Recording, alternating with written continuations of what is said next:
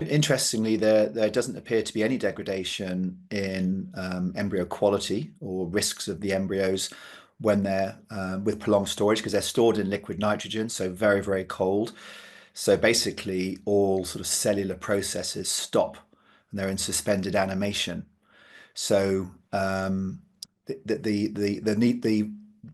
reason for reconsenting is not because of concerns over the duration that the embryos are in there from a health of the embryo perspective.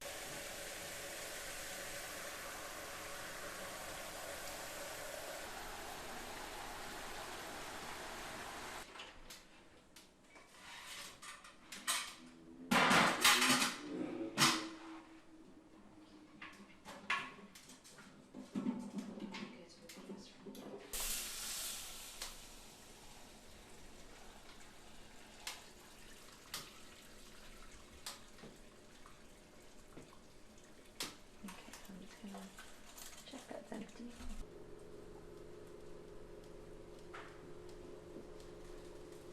So for freezing eggs and embryos, there used to be a slow freezing process, so it took quite a long time to freeze. But now the eggs or embryos are plunged into liquid nitrogen. Obviously, there's more to it than that, but essentially they're plunged into liquid nitrogen, and then they snap freeze, so they freeze very, very quickly. And the survival rate of embryos and eggs that have been snap frozen with this process called vitrification, which essentially means turning to glass. I mean, they just turn to a glassy state straight away. The survival rate is significantly higher than it was beforehand when we used to routinely use slow freezing.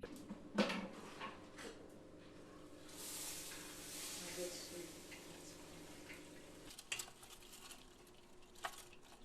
it's really stuck.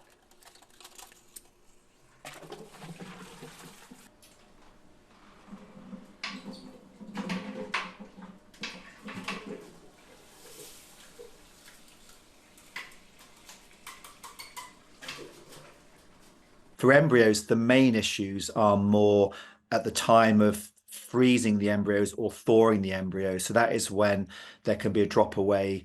And for instance, some embryos don't survive the freezing and the thawing, so the beginning and end of the whole process.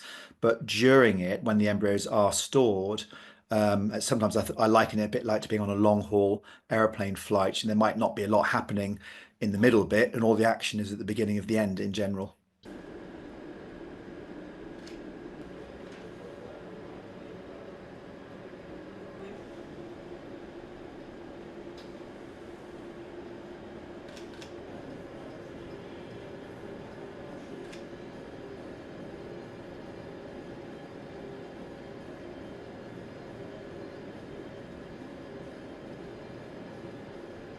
Interestingly, an embryo doesn't have to completely survive thawing to still be a viable embryo.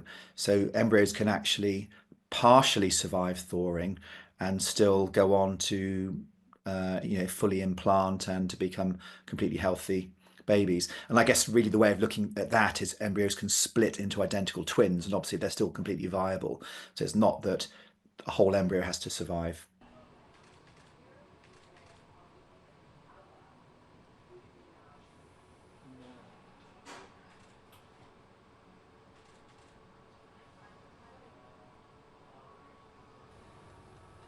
Wipe that off for you if you want. The reason I think the 55 years was chosen was that potentially you can freeze. It's not so much for embryos, but you could freeze eggs and sperm maybe from biopsies of children. And so obviously you want to be able to keep the gametes, the eggs and the sperm, stored for long enough so that to see them through their reproductive life. Someone who's making embryos when they're 35 years old, realistically, is not going to be keeping them stored for 55 years.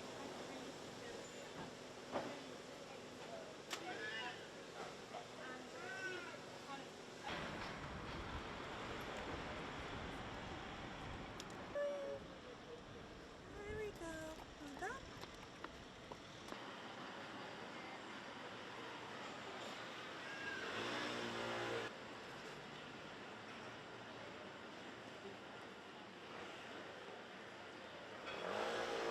So it really is an amazing gift for people to do that.